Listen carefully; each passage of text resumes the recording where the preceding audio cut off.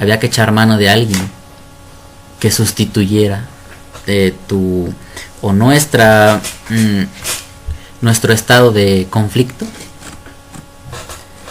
Y vamos a continuar aquí.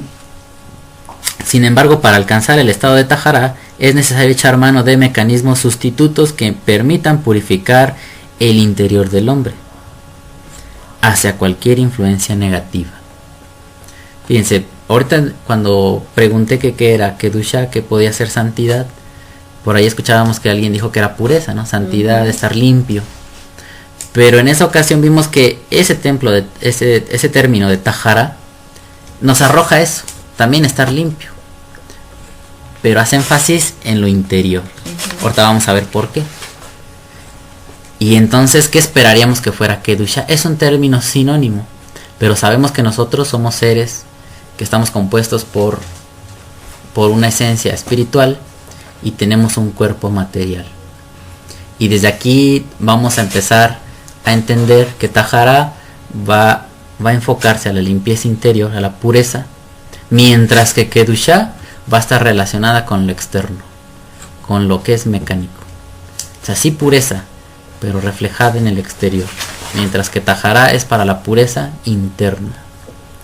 Y tanto un aspecto como el otro debe estar en un estado limpio y consagrado. Pero hay que hacer una distinción clara, ¿eh? Y por eso se usan términos diferentes en hebreo, para ayudarnos a entender cuál es la naturaleza de estos dos aspectos. Ahora que ya hemos estudiado los 4 mundos, ya sabemos que tenemos un Nefesh que se desenvuelve en Ruach, en Neshama y en los otros 2 niveles. Vamos a entender mejor esto que vamos a hablar. Ya no es tan ajeno decir, no, es que nosotros somos espíritu, alma y cuerpo. Esa no es la totalidad. Y Shaul, cuando escribió eso, nunca dijo, esta es la única sustancia que compone el ser humano, espíritu y alma y cuerpo. Sino que se los dice porque hasta ahí había alcanzado el creyente, hasta Ruach, ¿no? Y no dice que hasta ahí, ese es todo lo que compone al ser humano. Pero bueno, vamos a continuar. Dice, sustitutos que permitan purificar el interior del hombre hacia cualquier influencia negativa.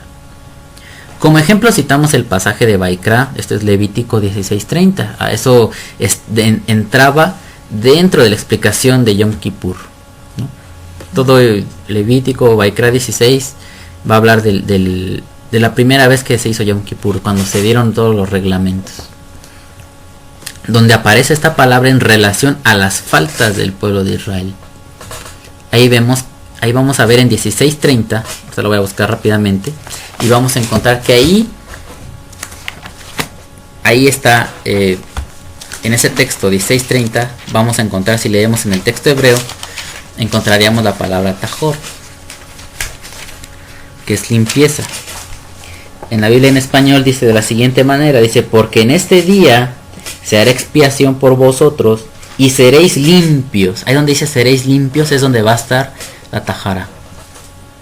No aparece seréis santificados, tendréis Kedusha, no aparece eso.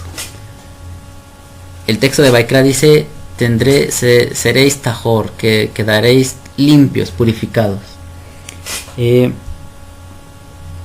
todos vuestros pecados delante de Yod-Hei Vav-Hei.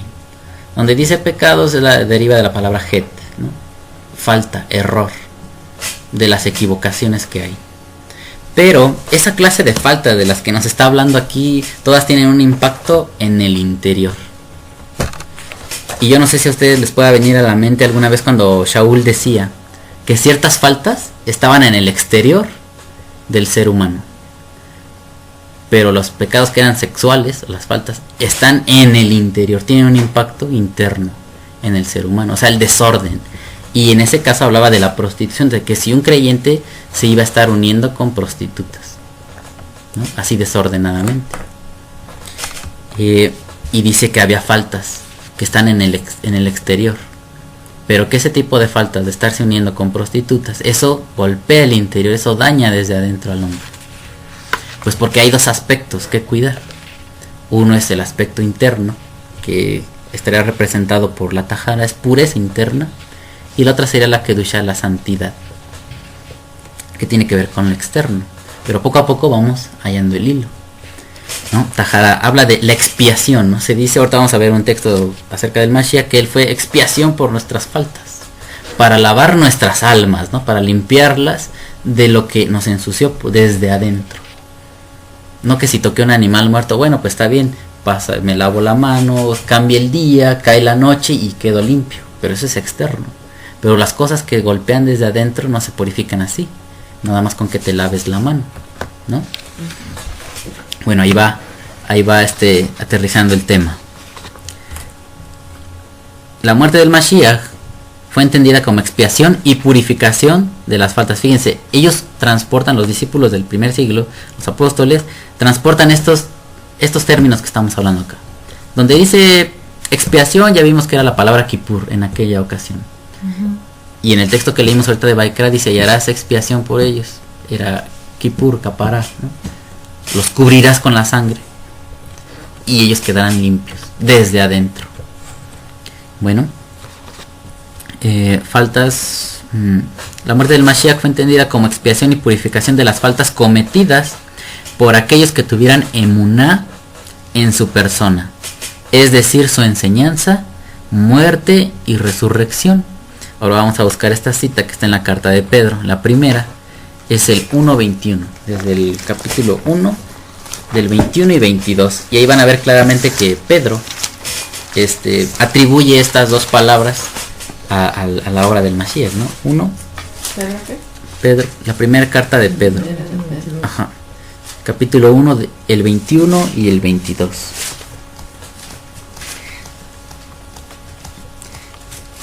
Dice así: y mediante el cual creéis en Dios, así dice en español, ¿no? Quien lo resucitó de los muertos y le ha dado gloria, para que vuestra fe y esperanza sean en Dios. Está hablando de fe, ¿no? De creer en su obra. Habiendo purificado vuestras almas, fíjense, almas. No hace referencia a lo externo, al cuerpo, sino a lo interno. Y vimos que Tahara trae limpieza a lo de adentro. No está poniendo la atención a lo de afuera. Lo de afuera nos correspondería a nosotros limpiarlo. Pero los mecanismos que ha diseñado Elohim para limpiar al hombre, esos Él los ha diseñado. Él es el experto en limpiar el interior de un hombre. A nosotros nos toca la responsabilidad de preservar con pureza lo de afuera.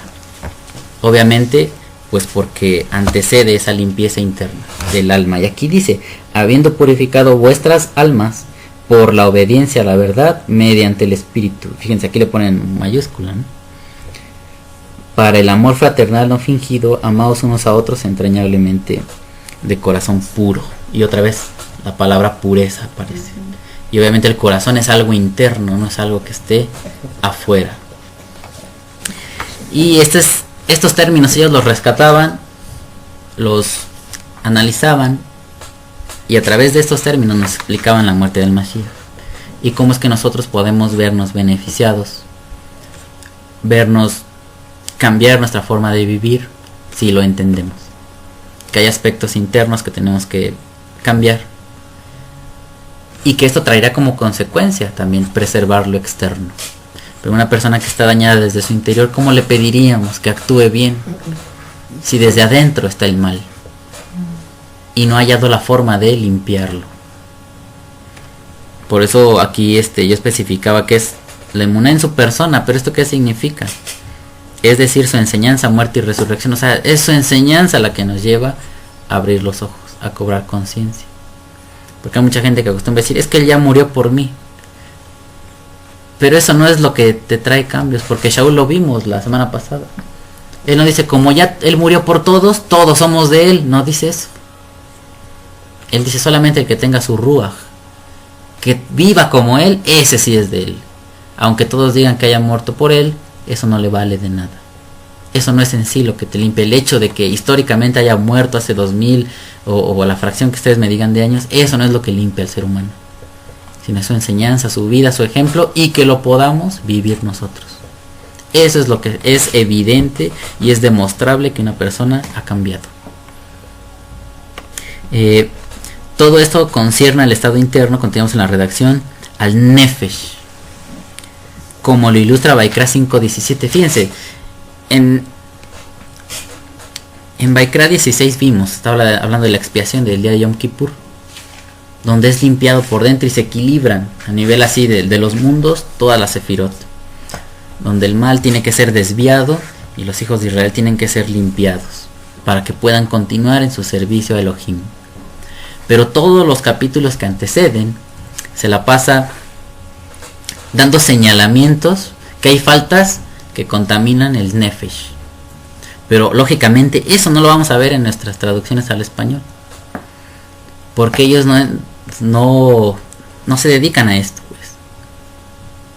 Ellos, cuando aparece la palabra nefesh en el texto hebreo de lo que vamos a ver ahorita, ellos le ponen si alguna persona pecare y hiciera esta falta.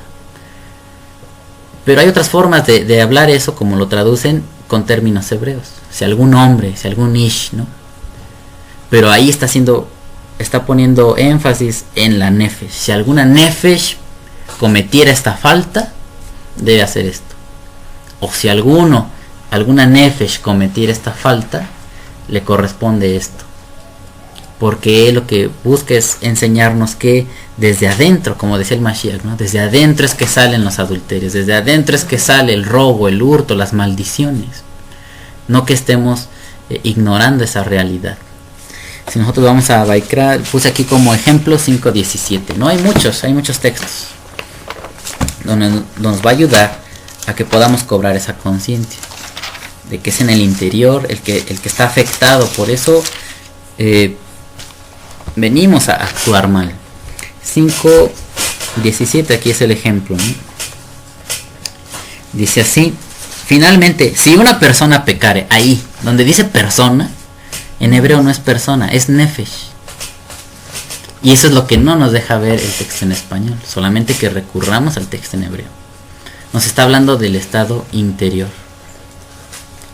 Si nosotros leíamos nada más, finalmente si una persona pecare y hiciera alguna de todas aquellas cosas que por mandamiento de Jehová nos han de hacer, aún sin hacerlo a sabiendas, es culpable y llevará su pecado. Estamos en Levítico 5.17.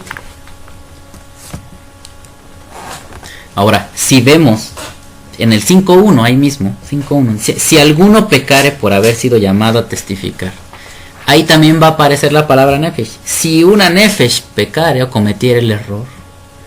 Pero ¿cómo se vería nuestro idioma, no? Si una alma pecare.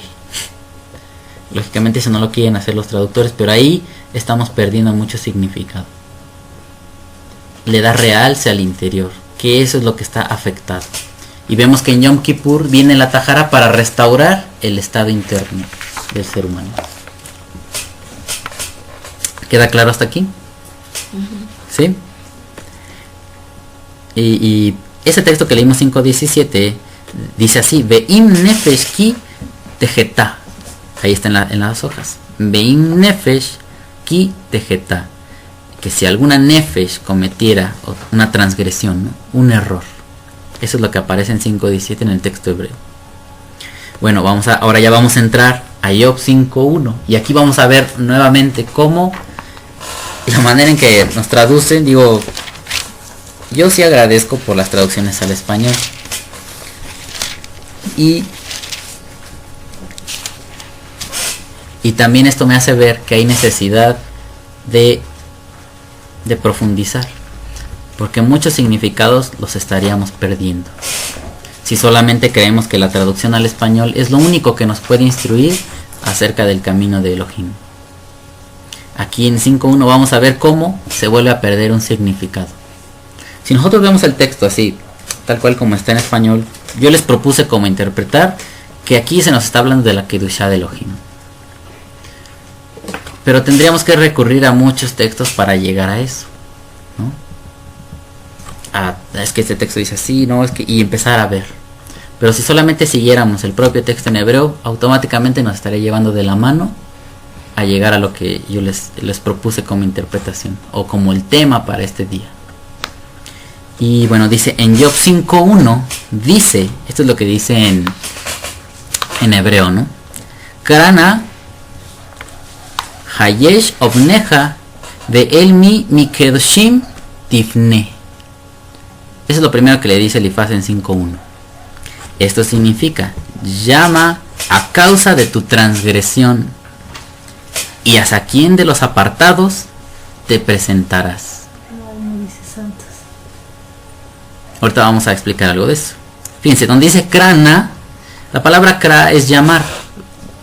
Y de hecho lo vemos ahorita en lo que leímos, Vaikra. Ahí contiene el título de Levítico, se compone de Vaikra, ¿no? Y llamó a Moisés. Son las primeras palabras, ¿no? Y llamó a Moisés, Elohim. Kra es llamar.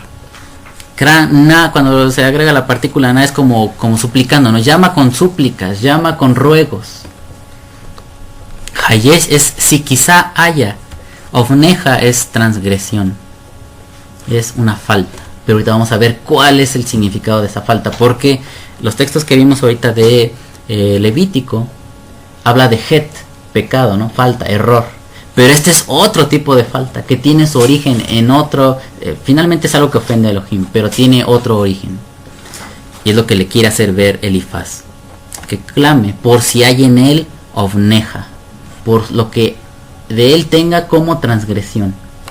Después le dice, bueno, ya que hayas cobrado esa conciencia, dice, ve el mi, y hacia cuál de los mi kedoshim, de los que son apartados, ¿no? Tú me decías que no era kadosh, kedusha. Bueno, ahí está, kedoshim. ¿Quién, hacia cuál de los apartados? Si lo tradujéramos como se entiende en español, ¿quién de los santos? ¿No? ¿Quién de los santos? ¿Hacia cuál de los santos te presentarás? Y pues yo notaba esto, ¿no? Que en el texto en español no aparece la palabra transgresión. Dice así, ahora pues da voces. Eso sí, ¿no? Que dije, llama con ruegos, con súplicas. No lo traducen como da voces. ¿Habrá quien te responda a ese texto? No está. Sino dice Hayesh ofneja, por si hay en ti iniquidad, transgresión. Avon, de ahí se deriva esa palabra, ofneja, avon. Es otra clase de faltar a Elohim. Y es algo que le molesta mucho. Ahorita vamos a ver cuál es el impacto que tiene la palabra avon. Y cuál fue el impacto que tuvo en la nación de Israel, que les hubiese costado ser desintegrados en un instante por Elohim. La iniquidad. Está, casi todo el párrafo está distorsionado. Ajá. Bueno, es su forma de traducirlo. Pero ya se nos escapó un término que es clave para empezar a desarrollar la Kedusha. Bueno, este tema que yo propongo. No que sea la única y ni lo más importante. Pero bueno, ya que tenemos los medios para estudiarlo, aquí va, ¿no? Aquí vamos interpretando. ¿Hacia cuál de los apartados te presentarás? Vamos a seguir desarrollando el tema. Dice, el consejo de Elifaz consiste en llevar a Job a un estado de conciencia donde acepte su